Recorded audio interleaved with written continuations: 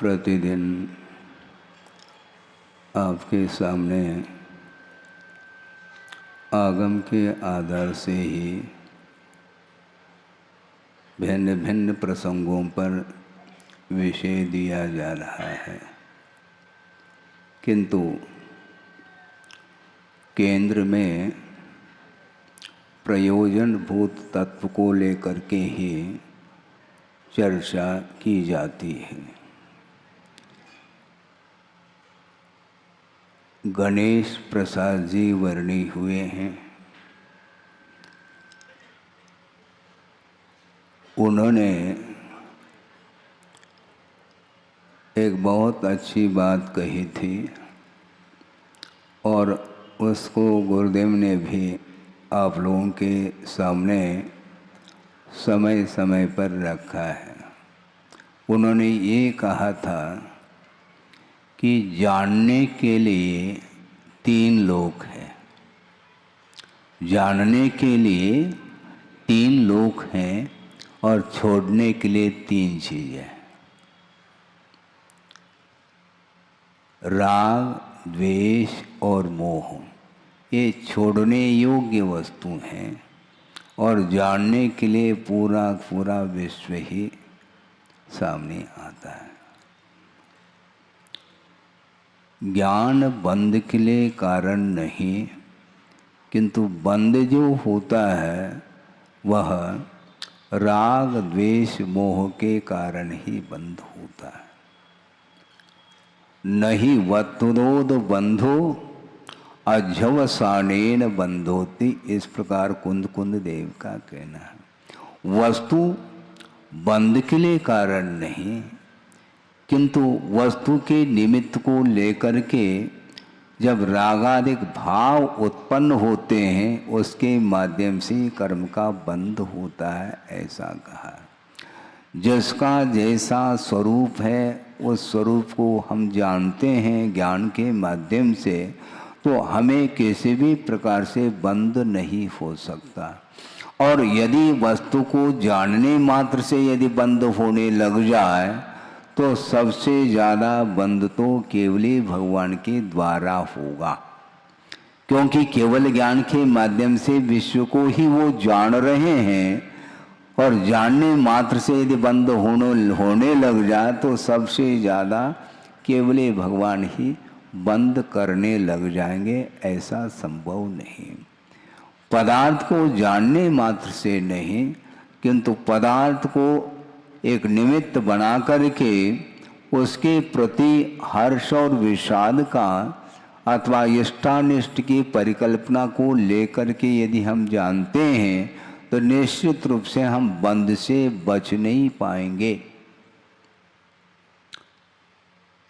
आपने पंक्ति पढ़ी होगी, हिंदी में ही है, वह कहाँ की पंक्ति है आप जानो, वह पंक्ति आपके सामने रख रहा हूँ। सकल ज्ञेय ज्ञायक, शुरू हो गए आप, उसके पहले नहीं बोल रहे थे, आप बहुत शांत बैठे थे, ऐसा लग रहा था कि आप गुप्ती में लीन हैं। एक चरण का उच्चारण होते ही आप पूरा का पूरा वह श्लोक आपको याद आता है। इसी को बोलते हैं बीज बुद्धि। सकल ज्ञेय ज्ञायक तदपि निजानंद रसलीन, सो जिनेन्द्र जयवंत नित अरि रज रहस विहीन कहा। समस्त पदार्थों को जानते हैं इसलिए वो ज्ञाता है, समस्त पदार्थों को देखते हैं इसलिए दृष्टा भी हैं, किंतु समस्त पदार्थों को जानते हुए भी उन पदार्थों के निमित्त को लेकर के उन्हें कोई आनंद नहीं आ रहा है। यदि आ रहा है तो निजानंद रसलीन, अपने आत्म तत्व में लीन हुए हैं, इसलिए उन्हें आनंद का अनुभव हो रहा है। पर वस्तु को लेकर के आनंद का अनुभव जो होता है उसके माध्यम से वह बंद होता है, ऐसा कहा जा रहा है। आपको किस में आनंद आता है बोलो? है? अपनी बात यदि मान लो हो रही है तो आनंद का अनुभव होता है। आपका कोई व्यक्ति समर्थक है तो आप आनंद का अनुभव करते हैं, और समर्थन यदि नहीं करता है तो वह विरोध पक्ष है, ऐसा आपके मन में भाव आ जाता है।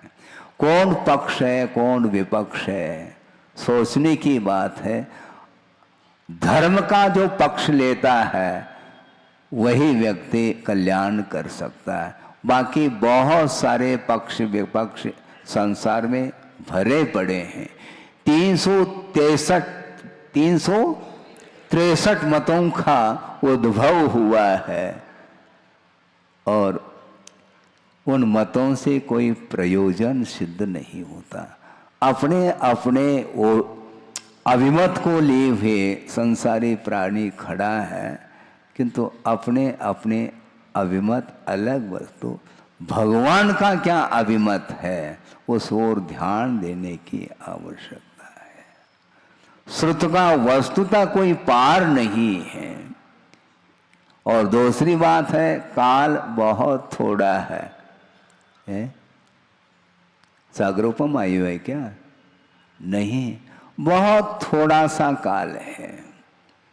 और उसमें भी मान लो जीवन व्यतीत करते करते कोई 70-75 तक छू गए मान लो, तो उनका जीवन कितना है?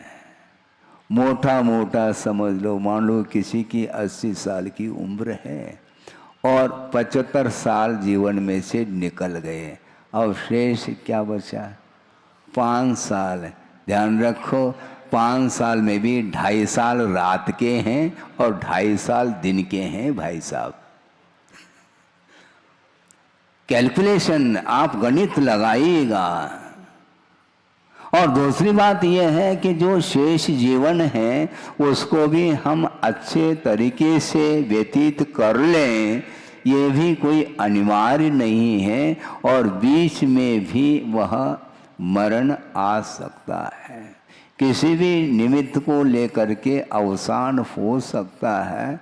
इसलिए सोचना क्या है, हमें अपने अपने अभिमत को छोड़ करके भगवान के सामने निश्चिंत हो करके आप भगवान की आराधना करोगे तो भगवान भी शायद प्रसन्न हो सकते हैं। भगवान को प्रसन्न करना हम चाहते हैं, किंतु भगवान से हम कहाँ तक प्रसन्न हैं, ये सोचने की बात है। भगवान को प्रसन्न करने में लगे हैं, भगवान को मनाने में लगे हैं। भजन भी बोलते हैं आप, हैं? बड़े बाबा को मनाने आया हूँ। हमने सोचा कि बड़े बाबा की बात को तो मानो, उनको मनाने के लिए तुम आए हो। आप क्या कहना चाहते हैं महाराज? भक्त की भावना ऐसी होती है। भगवान को क्या मनाओगे तुम? भगवान की बात को हमने अनंत काल से माना नहीं। यदि मानने के लिए बैठे हैं तो निश्चित रूप से भगवान भी प्रसन्न हो सकते हैं।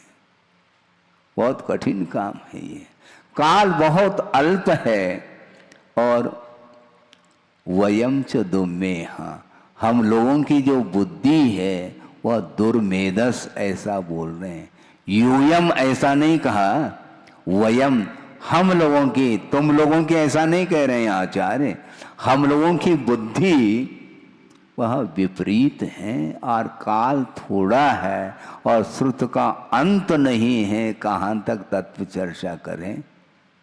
तत्व तो 7 ही हैं और चर्चा करने के लिए बैठ जाए तो अनंत काल भी व्यतीत हो सकता है। लेकिन प्रयोजन भूत जो तत्व है वह महत्वपूर्ण है।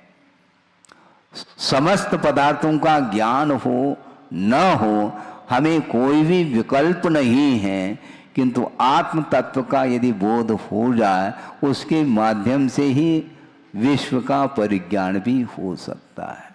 जो एकम जानदि सो सर्वम जानदि, जो एक को जानता है वह विश्व को जान सकता है, जानता है, ऐसा आगमकारों का कहना है। हमें विश्व को नहीं जानना है। ये जानने का विकल्प भी हमारे लिए परेशानी में डालता है। कहाँ तक तुम जानोगे? जानते जानते जानते जानते थक जाओगे, क्योंकि ज्ञेय अनंत है। उस ओर हमें नहीं जाना है।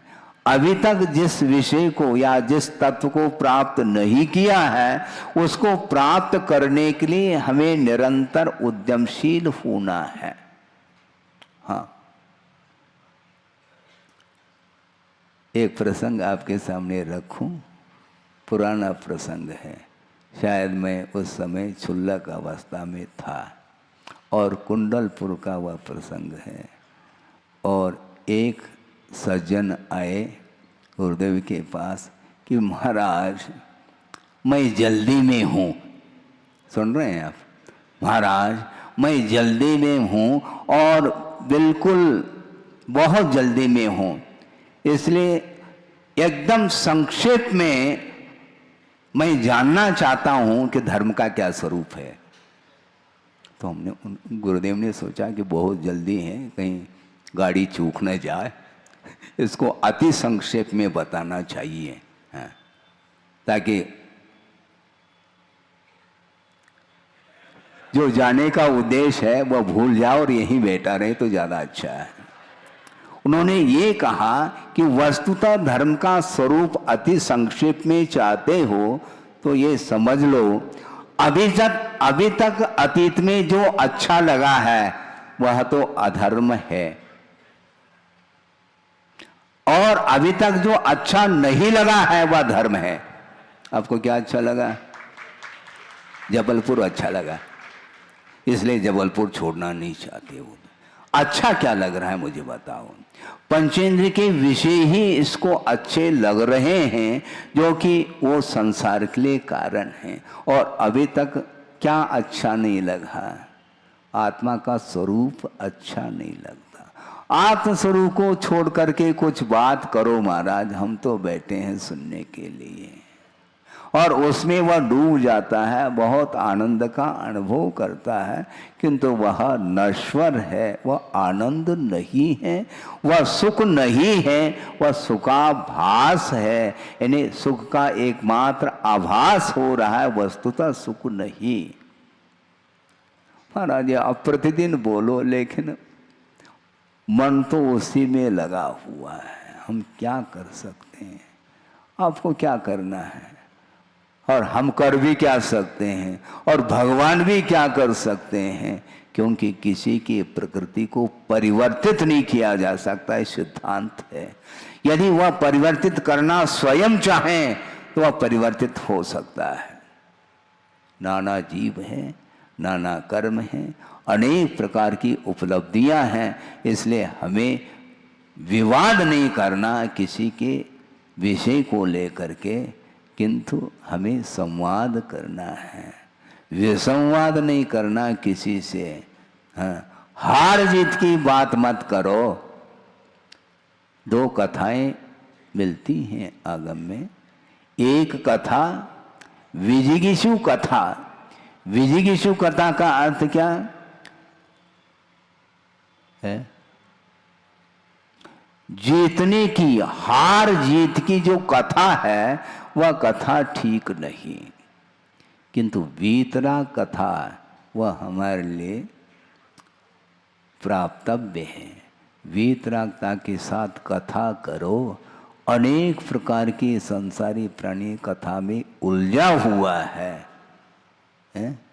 और उलझता चला जा रहा है, क्योंकि सत कथा करने के लिए उसको फुर्सत ही नहीं। सत कथा कहते ही नींद आ सकती है। क्यों? रुचि नहीं उसके प्रति। किसी ने कहा कि महाराज धर्म के प्रति रुचि कैसे जागृत करें? विषयों के प्रति जो रुचि है उसको कम कर लो। आप आज से संकल्प ले लो, जैसे आप कह रहे थे ना, एक एक शिला का संकल्प ले लो, तो उसी प्रकार हमारा आप लोगों के लिए कहना है, विषयों के प्रति रुचि कम होती चली जाए तो एक एक शिला नहीं, यहाँ ढेर सारी शिलाएं एकत्रित हो सकती है। विषयों के प्रति जो लगाव है, जो आसक्ति है, उसको कम किए बिना धार्मिक क्षेत्र में रुचि जागृत नहीं हो सकती है। बार बार पुरुषार्थ करने के उपरांत भी वह उधर ही जाता है। हाँ, उधर ही जाता है। यहाँ पर ही का प्रयोग कर रहे हैं और इधर आने में बहुत कठिनाई का अनुभव होता है। अनायास पतन हो सकता है किंतु अनायास उत्थान नहीं हो सकता, ये ध्यान रखो। उत्थान करने के लिए बहुत पुरुषार्थ की आवश्यकता है और समीचीन पुरुषार्थ की आवश्यकता है। मात्र पुरुषार्थ अपेक्षित नहीं है। किस दिशा की ओर आप पुरुषार्थ कर रहे हैं इसको भी ध्यान देने की आवश्यकता है? प्रवचन समाप्त होने के बाद आपकी जो गाड़ी है वह किस ओर मुख है उनका? घर की ओर मुख है। इसका अर्थ स्पष्ट है कि पहले से ही रिटर्न टिकट आपके पास है, वहाँ से आने का भी टिकट है और जाने का भी रिजर्व कर चुके हैं। बस जैसे ही जिनवानी हुई बस अपने अपने स्थान को चले जाएंगे। कहाँ जाना? अपने अपने स्थान। जहाँ से आया है वही जाता है। बार बार जो ना यह परिभ्रमण उसका टूटता नहीं है, क्योंकि रुचि उसी ओर है। महाराज भूयात पुनर्दर्शनम ऐसे कई लोग कहते हैं। भले उसका अर्थ क्या है समझ में आए, वह कैसा बना है ये उसको कोई ज्ञात नहीं है, किंतु बोलता जरूर है भूयात पुनर्दर्शनम। हम कहते हैं भैया जल्दी जाओ तभी तो भूयात होगा पुनर्दर्शन। और यदि तुम नहीं जाओगे तो निरंतर दर्शन करने के लिए अवसर है। भेज कौन रहा है तुम्हें? भूयात पुनर्दर्शन। जाने का तुम्हें विकल्प सता रहा है तो जाने के उपरांत फिर आने का विकल्प होगा। ये आना जाना मिट जाए मेरा, यह बंद काटने आया हूँ। यह है जो आप प्रतिदिन पंक्ति बोल रहे हैं, बोलते चले जाओ किंतु आना जाना मिटेगा नहीं। वो मैं बंद काटने आया हूँ। जा क्यों रहे हो फिर? वहां जाने से क्या बंद कटेगा क्या? बंद काटने के लिए आए हैं तो प्रभु के चरणों में आए हैं और प्रभु भेज नहीं रहे तुम्हें, फिर भी आप स्वयं जा रहे हैं और भूयात पुनर्दर्शनम ये बोलता है। ये औपचारिकता जैसा हमें महसूस होता, लेकिन है ठीक है, कोई बाधा नहीं। कम से कम ये पंक्ति याद रहे तो बार बार आता तो रहे, कम से कम। बहुत कठिन है, आना जाना लगा हुआ है, ऐसा गुरुदेव ने एक विद्वान के सामने कहा था। इसमें बहुत रहस्य छुपा है, इसमें सूत्र छुपा है। हाँ, आना जाना लगा हुआ है। आना यानी उत्पाद, जाना यानी व्यय, लगा हुआ यानी ध्रुवत्व का प्रतीक है और है का अर्थ सत्व माना जाता है। उत्पाद व्यय द्रव्य युक्तम सत सद्रव्य से लक्षणम, ऐसा कहा। द्रव्य का लक्षण क्या है? जो अविनश्वर होता है वही द्रव्य का स्वरूप माना जाता है। स्वरूप में और लक्षण में थोड़ा सा हमें अंतर समझना है। हाँ, जीव का लक्षण क्या है? उपयोग लक्षणम कहा, किंतु जीव का स्वरूप नहीं है वो। जीव का स्वरूप क्या महाराज? अरसम रूपम गंधम अवतम चेतना गुणम सद्धम जान अलिंग गहनम जीवम अनिद्यट संठानम। यह जीव का स्वरूप माना जाता।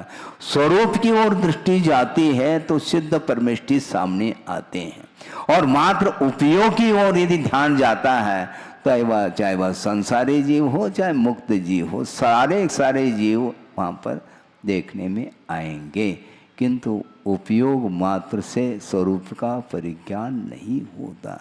जानना, देखना, संवेदन करना यह प्रत्येक जीव का यह लक्षण है, किंतु लक्षण होते हुए भी स्वरूप की उपलब्धि के लिए हमें ज्ञान को प्राप्त करना है।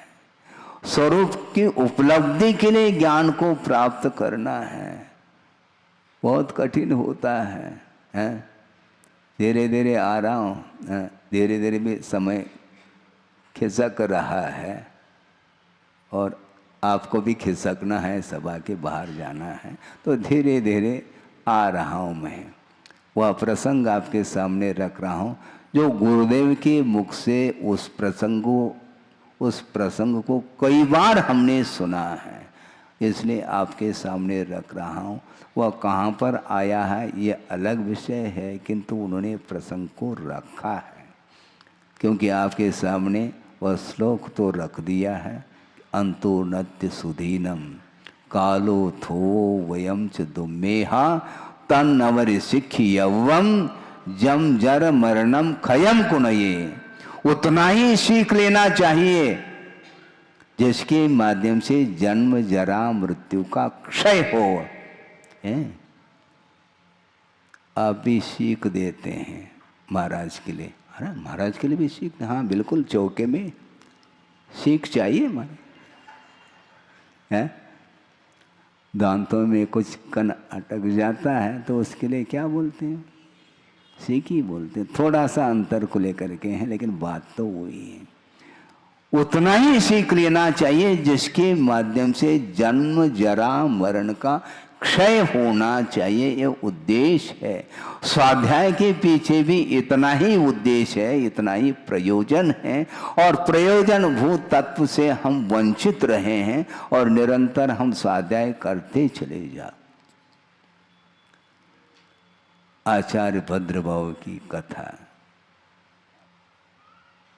उन्होंने सुनाया था गुरुदेव ने कि श्रुत केवली, अंतिम श्रुत केवली भद्रभाव हुई, और जिनका संग सुनते हैं 24,000 मुनि महाराजों का संग था,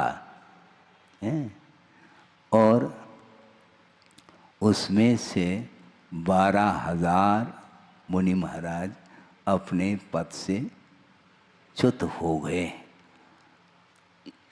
उत्तर में अकाल पड़ा और अकाल के कारण दक्षिण की ओर जाने का उनका मन हुआ, और वो निकल गए, और उनके साथ 24,000 का संग था, 12,000 का संग यहीं रह गया।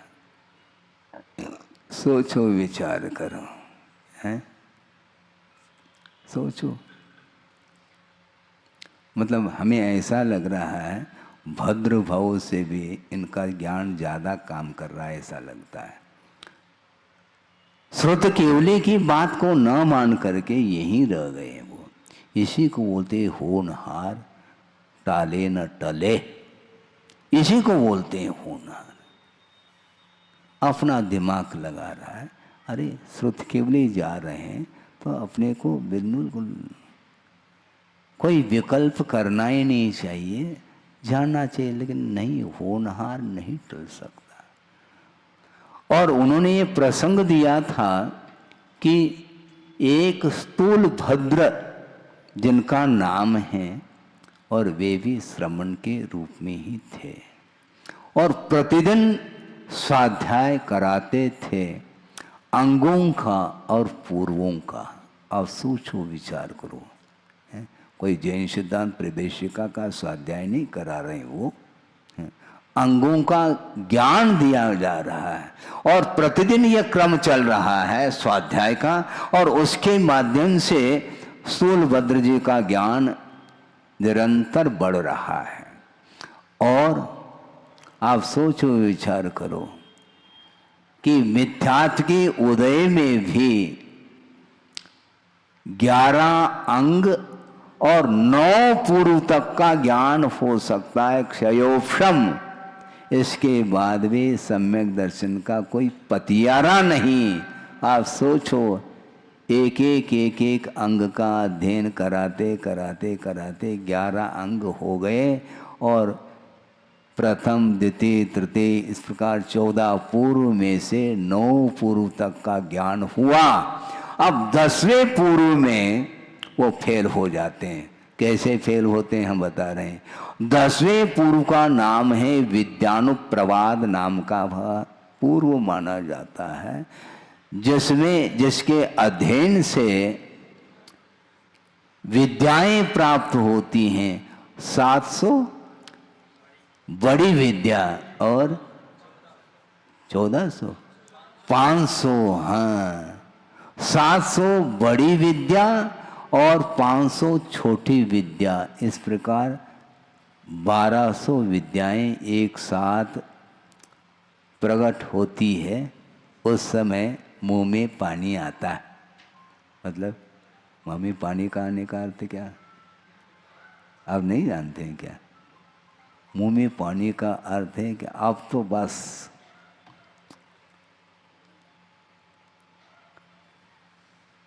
पंद्रह सौ विद्याएं सामने खड़ी हैं और उसमें एक विद्या का नाम है परकाय प्रविष्ट नाम की विद्या।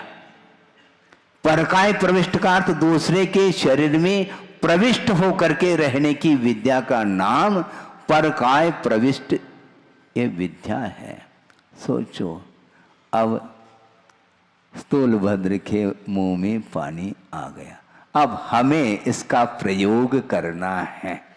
और एक दिन श्रुत केवली भद्र बाबू के पास जा करके निवेदन करते हैं कि महाराज, आपके द्वारा काफ़ी ज्ञान का अर्जन हुआ और मेरी भावना है, कौन सी भावना है कि महाराज एकांत में जा करके मैं ध्यान करना चाहता हूँ और आपका आशीर्वाद अपेक्षित है। तो भद्रबाबू ने सोचा काफ़ी समय हो गया है ज्ञानार्जन करते करते और ध्यान लगाने का भाव तुम्हारे अंदर है, बहुत अच्छी बात है, इससे बढ़ कर के और कौन सा शुभ लक्षण है। क्योंकि ज्ञानार्जन करने के उपरांत प्रयोग की बात कर रहा है, बहुत अच्छी बात है, तुम जा सकते हो। बस इतने ही पर्याप्त था। और स्थूलभद्र जी जा रहे हैं, कहाँ पर, कहाँ पर जा रहे हैं? वो सुदूर जंगल में गए हैं। वहाँ पर ऊंचे ऊंचे पहाड़ पर्वत हैं और उन पर्वतों की गुफा में रह करके उनको ध्यान करना है। लेकिन ये ध्यान रखो उद्देश्य क्या है वह समझ में आ जाएगा, अब अभी आपके सामने आ जाएगा। वस्तुतः ध्यान का आनंद नहीं आ रहा है उनको, पर काय प्रविष्ट नाम की जो विद्या है उसका मैं प्रयोग करके आनंद लूं, ये मन में विचार चल रहा है। और गुफा के भीतर कदम रखा है और वहाँ पर एक भयंकर रूप को धारण किया हुआ है, व्याघ्र बैठा है, सिंह बैठा है, बस इतने ही पर्याप्त था। और उस सिंह के शरीर में प्रविष्ट होकर के वह बैठ गया। ज्ञान का आनंद नहीं आ रहा है, उस ज्ञान का इस ढंग से प्रयोग करके वह आनंद का अनुभव कर रहा है। यदि वस्तुतः मोक्ष मार्ग संबंधी यदि ध्यान कर लेता तो केवल ज्ञानी हो जाता, लेकिन वह दुर्लभ वस्तु है, प्रत्येक के लिए सुलभ थोड़ी वो। और बात ये हुई कालांतर में स्थूलभद्र जिन्होंने श्रवण पद को अंगीकार किया था, दूर दूर तक उनका नाम, उनकी ख्याति फैली हुई थी। और परिवार के लोगों ने सोचा कि हमारे परिवार का सदस्य मुनि बना है, उनके दर्शन के लिए जाना है। पूरा परिवार आ रहा है दर्शन के लिए। और उन्होंने सुन रखा था कि श्रुत केवली भद्रबाहु के संग में वो रहते हैं और साधना में रत रहते हैं, ऐसा हमने सुना है। बहुत दिन हो गए, कम से कम एक बार दर्शन तो कर लें। और दर्शन करने के निमित्त को लेकर के पूरा परिवार आ गया और भद्रबाहु के सामने वंदना करके नमस्तु करके निवेदन किया कि महाराज आपका विशाल संघ है और हमने सुना है कि हमारा परिवार का सदस्य जिन्होंने मुनि पद को अंगीकार किया है और उनका नाम भी हम जानते हैं, जिसका नाम स्थूल भद्र है, वो कहाँ पर है महाराज? वो यहाँ पर नहीं है। फिर कहाँ पर पहुँच गए? नहीं, आज ही निकले हैं। वो ध्यान करने के लिए गुफा में पहुँचे हैं। इसलिए महाराज हम सब लोग दर्शन करना चाहते हैं और आपकी आज्ञा हो। कोई वादा नहीं, आप दर्शन कर लेना, किंतु वहाँ पर डिस्टर्ब नहीं करना। बस पूरा परिवार जा रहा है और गुफा के पास गया है पूरा परिवार और भीतर झांक करके देखा, बस वहाँ से सारे लोग भाग गए। एक क्षण के लिए और वहीं पर रहते तो सबका हार्ट फेल ही हो जाता है। उस प्रकार दृश्य को देख करके और वापस आ करके भद्रबाहु के सामने रखा कि महाराज वहाँ पर कोई स्थूल भद्र दिखे नहीं, कहाँ गए वो? तो वहीं गए। नहीं महाराज वहाँ पर वो मिले नहीं, किंतु वहाँ पर एक बहुत भयंकर रूप को लिया हुआ हमने एक दृश्य देखा। एक व्याघ्र था, सिंह था, इसलिए एक सेकंड भी वहाँ पर हम टिक नहीं पाए और आ गए। तो भद्रबाहु महाराज ने सोच लिया, हाँ कबाड़ा हो गया। 11 अंग 9 पूर्व का ज्ञान हासिल करने के बाद भी 10वें पूर्व में फेल हो चुका है वह भद्रबाहु। अपने स्थूल भद्र समझ लिया अब यह इसको ज्ञान नहीं दिया जा सकता, पात्रता इसके अंदर नहीं है।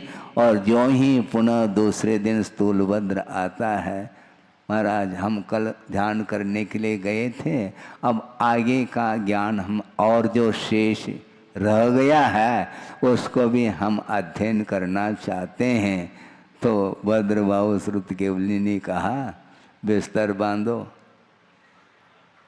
जाओ, तुम्हारी पात्रता नहीं, पर्याप्त ज्ञान हो चुका है, अब आगे की कोई आवश्यकता नहीं है। क्योंकि वयम च दुम्मेह, तुम्हारी मति विपरीत है, इसलिए पात्रता तुम्हारे अंदर नहीं है, इसलिए ज्ञान किसको दिया जाए?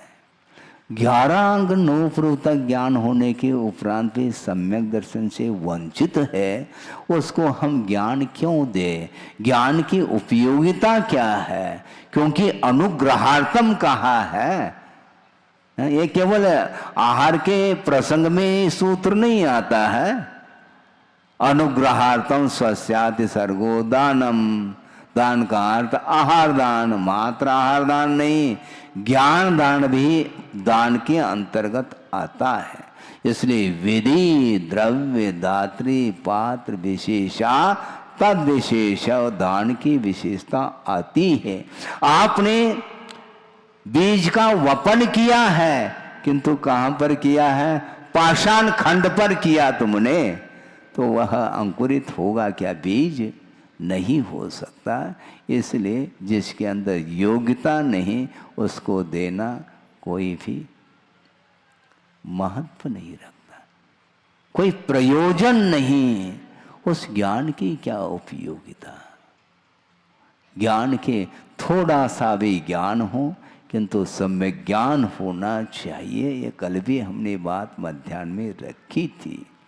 अल्प ज्ञान हो, हमें कोई भी विकल्प नहीं है, क्योंकि उस ज्ञान के माध्यम से ही केवल ज्ञान रूपी ज्योति जलेगी। ये ध्यान रखो, केवल ज्ञान को प्राप्त करना है तो हमें सम्यक ज्ञान की आवश्यकता है।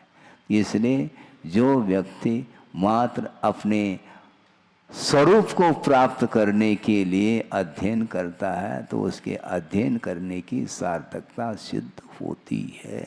इसलिए तन नवरि सिख यवम जम जर मरणम खयम कुनई, उतना ही सीखो जिसके माध्यम से जन्म जरा मृत्यु का क्षय हो। है? क्या बोलते हैं आप लोग? जन्म जरा मृत्यु विनाशनाय जलम,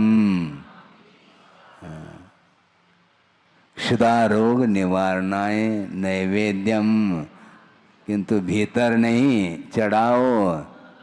भीतर नैवेद्य नहीं चढ़ाना। क्षुधा रोग निवारणाय, फिर क्षुधा लगती है तो चाव से नहीं खाना चाहिए तुम्हें, क्योंकि तुमने ही नैवेद्य चढ़ाया है, क्षुधा रोग के विनाश के लिए चढ़ाया है। तो मान लो भूख लगती भी है तो उसको चाव से नहीं खाना चाहिए। हाँ, बिना मन के बिना इच्छा के थोड़े बहुत लेकर के आओ, क्योंकि आचार्यों ने कहा है गर्त पूर्ण आया है बोलाचार में, श्रमणों के लिए कहा है।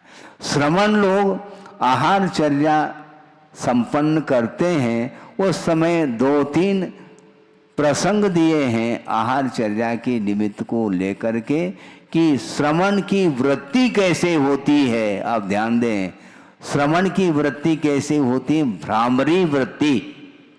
महाराज इसका अर्थ क्या है? खोल रहा हूं, 10 मिनट हमें और समाप्त करना है। भ्रामरी वृत्ति का अर्थ है भ्रमर जो है वह फूल के ऊपर बैठ जाता है, किंतु वह फूल इतना कोमल है और भ्रमर के पास इतनी शक्ति है, वह लकड़ी में भी छेद करने की क्षमता उसके अंदर है।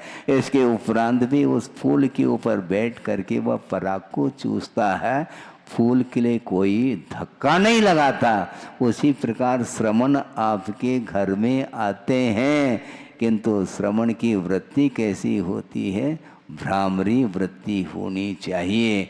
मान लो पहले ग्रास में अंतराय हो गया है और चेहरे पर सल पड़ गए, झुर्नियाँ पड़ गई और आवेश में आने लग गया। मान लो तुम इतना भी नहीं जानते हो, पहले ग्रास में तुमने बाल दे दिया। बाल दिया नहीं, बाल आया है, लेकिन वो दिमाग काम नहीं करता। दिमाग काम नहीं करता, वह दाता के ऊपर मान लो बरस जाए बिना बादल के, है? नहीं बरसना चाहिए। अरे ये कर्म का योग है। मान लो वो भावुक होता है तो उस समय उसको संबोधित करना चाहिए और करते हैं। कर्म के योग में अंतराय आता है, इतना विकल्प करने की कोई आवश्यकता नहीं। महाराज विकल्प तो होता है, हाँ ऐसे भी विकल्प करने वाले कर सकते हैं कि महाराज जब तक दोबारा आहार नहीं होगा तो हमारा मीठे का त्याग, तो इस प्रकार त्याग नहीं करते हैं, नहीं तो हम बंध जाएंगे, ऐसा संभव है नहीं। और कहाँ तक इस प्रकार तुम संकल्प करोगे? मीठे का त्याग कर दिया, मान लो दूसरे दिन और अंतराय हो गया, तो तुम करोगे क्या? कहाँ तक तुम ये त्याग करते रहोगे? ऐसा विकल्प करने से काम चलने वाला नहीं, क्योंकि ये अंतराय कर्म का उदय आता है तो 2 के बीच में आता है, ये ध्यान रखो, अकेले 1 के बीच में नहीं। पात्र का भी लाभांतराय का उदय है और दाता का दानांतराय का उदय आता है। ये अंतराय कर्म का उदय होता है। इसलिए किसी भी प्रकार से श्रवण के भीतर भावों में कलुषता नहीं आती। इसको बोलते हैं भ्रामरी वृत्ति। गोचरी वृत्ति का अर्थ क्या है? गाय के सामने चारा डाला जा रहा है, कौन डाल रहा है उस ओर ध्यान नहीं देती गाय। वह चारा आ गया, हरा हरा चारा, तो बस वह नीचे मुख करके वह खाना प्रारंभ करती है। उसी प्रकार श्रवण जब आते हैं आपके यहाँ, दाता के यहाँ, उस समय नवधा भक्ति जब तक नहीं होती तब तक वो देखते रहते हैं, उसमें कोई कमी तो नहीं है। बस उसके उपरांत शुद्धि बोलने के उपरांत खड़े हो गए, अब कौन दे रहे हैं? नहीं, शुद्धि बोल दी उन्होंने, और नीचे कर पात्र की ओर ही उनका ध्यान रहता है, आपकी थाली की ओर उनका ध्यान नहीं जाता और नहीं जाना चाहिए। इसी को गोचरी वृत्ति बोलते हैं। और गर्त पूरण का अर्थ आप जानते हैं, गड्ढा को भरा जाता है। मान लो फाउंडेशन है, उसको भरना है, तो भरना है तो दर्शनी पत्थर की आवश्यकता है क्या? कार्विंग वाला नहीं, उसकी कोई आवश्यकता नहीं। अनगढ़ पत्थरों के माध्यम से उस नींव को भरा जाता है। उसी प्रकार यह हमें एक गर्त अर्थात एक गड्ढा है, इसको भरना है हमें। क्योंकि आचार्यों ने ये कहा है, पेट के ऊपर विजय प्राप्त नहीं करना, किंतु इंद्रिय के ऊपर विजय प्राप्त करना है। जो रसनेन्द्रिय है उसके ऊपर विजय प्राप्त करना है। बाकी आगम के अनुरूप जितना मिलता है उतना लेकर के आओ, इसको बोलते हैं गर्त पूरन। इस प्रकार वो उनकी चर्या होती है। इसलिए क्षुधा रोग निवारणाय, क्षुधा रोग की निवारण करने के लिए ही आपके घर तक श्रमण लोग आते हैं। इसलिए वो चाव से नहीं लेना चाहेंगे। चाव से तो भगवान की भक्ति करेंगे, चाव भक्ति से, और क्या क्या बोलते हैं, भाव भक्ति से, चाव शक्ति से, बिल्कुल ओंगन है। तो ये वृत्ति रहती है। सोचो विचार करो। इसलिए वस्तुतः ये थोड़ा सा जीवन बचा हुआ है, उसको धर्म ध्यान करने में ही उस समय को निकाल करके धर्म ध्यान के साथ ही व्यतीत करना है। क्योंकि उद्देश्य क्या होना चाहिए? जन्म जरा और मृत्यु का क्षय करना है, और कुछ भी नहीं करना। किसको? श्रमण के लिए ये कहा जा रहा है। और श्रमण नहीं बन सको आप लोग, कोई बाधा नहीं है। आचार्य महाराज ने शायद मुख माटी में कहा है, संयत बन सको या न बन सको, किंतु श्रावक संतोषी अवश्य बनता है, और बनना चाहिए। बिल्कुल पक्की बात है। संतोष गुण होता है, संतोष है, संतोष रखना चाहिए। और श्रावक का एक गुण माना जाता, 7 गुणों में एक गुण है, उसमें अहम अग्रे ऐसा नहीं, संतोष धारण करो, विकल्प नहीं करते। विकल्प करेंगे तो निश्चित रूप से वह पुनः अंतराय कर्म का बंध होगा। कोई विकल्प नहीं। सानंद आहार हो जाए, किसी भी चौके में हो, ये बात अलग है कि हमारे यहाँ भी हो, ये भाव ही रहता है, रहना चाहिए। लेकिन हमारे यहाँ ही हो ये ठीक नहीं, कहीं भी हो ये भाव रखिएगा। इसी का नाम संतोष गुण माना जाता है। इस प्रकार गुरुदेव ने ये प्रसंग रखा था कि पर्याप्त मात्रा में ज्ञान होने के उपरांत भी वह ज्ञान का दुरुपयोग करने के लिए खड़ा हो जाता है, और इसी का नाम प्रज्ञापराध माना गया। हाँ, प्रज्ञा अर्थात ज्ञान, ज्ञान के द्वारा ही अपराध करता चला जा रहा है। इसलिए ज्ञान के माध्यम से संसार का विच्छेद हो सकता है।